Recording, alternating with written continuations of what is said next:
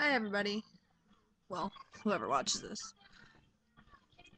So, I have a lot to talk about, I guess. I don't know. Um, I've had a lot on my mind today, and I just felt like making a video. The first thing that, I was in a fine mood until I got to second period, my history class. And, I don't know, every time I start to feel stable where I am in, my school work and stuff, I get shit on, in a way, I guess. Like,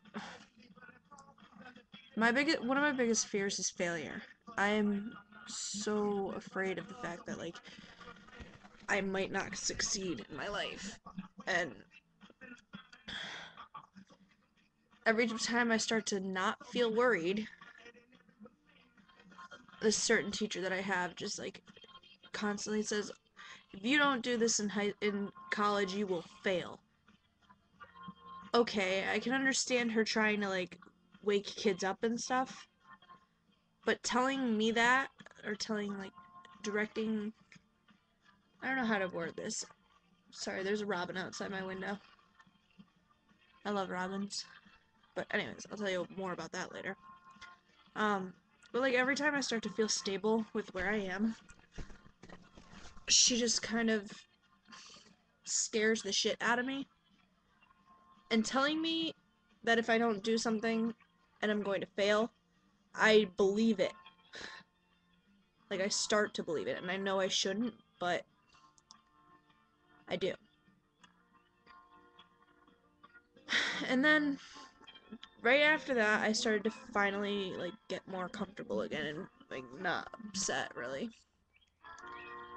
And I went through my day and I was fine. But then when I got to the assembly during our advisory period, which is, can't even describe our periods for our school, but advisory is just a class that you don't really need. It helps you with college and stuff though. But we had an assembly which is called our town meetings, which is where the whole school, our whole school goes into the auditorium, which isn't our school isn't very big. It's 500 kids, but our classes are 20 kids in it, or 18 at the most. I have a class, my psychology class has 7 girls in it. But we had this assembly, and the chorus, I love them for doing this, but I cried like a little baby because they sang One Sweet Day, I think it was, by Mariah Carey, in honor of Miss Smiley, who was my music teacher, who recently, on April 3rd, passed away of cancer. She had fought for 10 years, and she was the best person I ever met in my life. She... There were days when she couldn't even read the music, but she still played. And she was just so strong. She never let her cancer get the best of her. She always had the best advice for me. She never tiptoed around my feelings. She told me how it was straight up. And I but at the same time, she always believed in me. Not one time did she not believe in me. She always pushed me. She's the only music teacher in this town, this small ass town of mine, who actually had faith in me, in my musical abilities or anything. And I know I don't have the greatest voice in the world when it comes to singing, but that just, every time she'd push me, it boosted my confidence.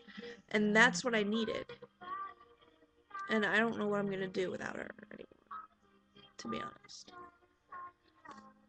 And then, of course, from then on, I just kind of went, and because when I start thinking, I think way too much. And so, it was such a nice day out today, so I decided, oh hey, let's take a walk to the cemetery. Because it's not too far, it's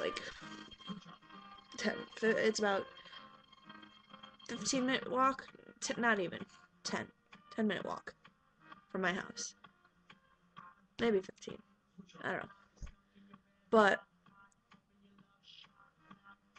I don't know. I just feel like I have so much on my mind, and yet I don't at the same time. Ooh, text message. Whoops. It's probably just a Facebook notification because I really don't have friends that text me. Unless it's like, hey, I'm coming to get you. Or let's hang out. So, I'm always the one to first text people too, which I notice. Which I hate doing because I feel like I annoy the shit out of people when I do that, but if I want to have a conversation with you, I'm going to have a conversation with you unless you're busy.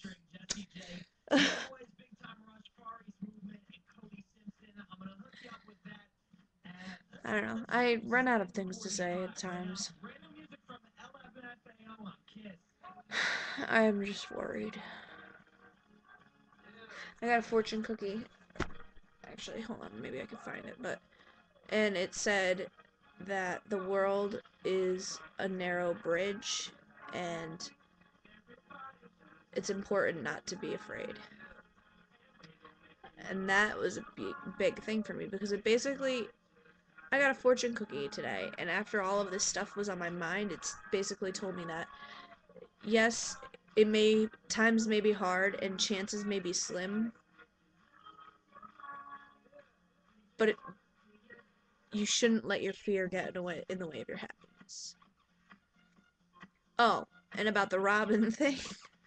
The reason why I got distracted by the robin is that when I was little, my grandfather, whose grave I went to go see earlier, um, he loved robins. He was obsessed with robins.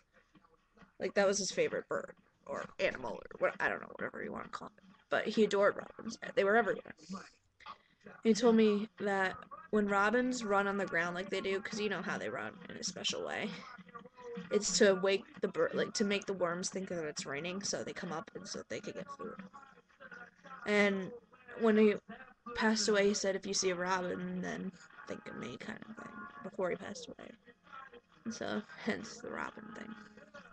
I just had a lisp. That's never really happened to me before. I don't think anybody really noticed that though. I was like, what did I say? I don't even remember. I'm just, but yeah. Prom's coming up. Yep. May 6th. And then May 13th is my birthday. I'm Friday the 13th. Oh! Ooh, that's something I should show it. Well, can't really show it to you, but I'll read it to you. So give me a second.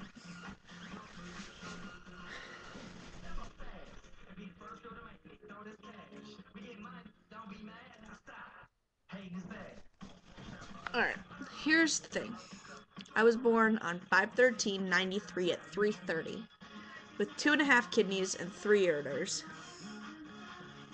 My mom was 33 years old. In her 3rd trimester of her pregnancy with me, she gained 33 pounds exactly. I was the 3rd pregnancy of my mother because she had a miscarriage before me. What else? My dad's number for his baseball team was 33. We lived at 33 P Street. And there's more. I had my first surgery at... Hold on. This is not about that. I had my first surgery at 3 years old. 2.5, almost 3, but mainly 3. I was like 2 days away from being 3. I moved into my house when I was 3. I sprained my arm when I was 3. What else? Okay. Hold on. I have to zoom in on my photos.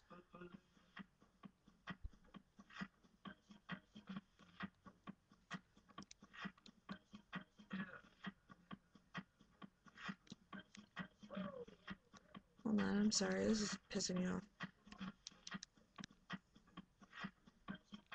How am I supposed to zoom in on this shit?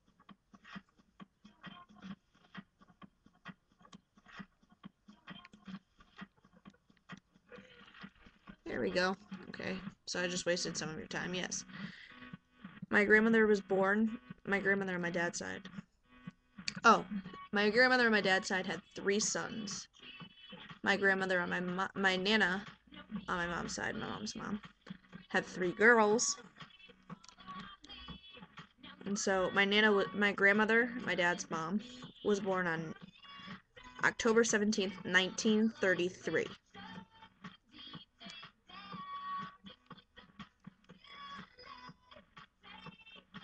And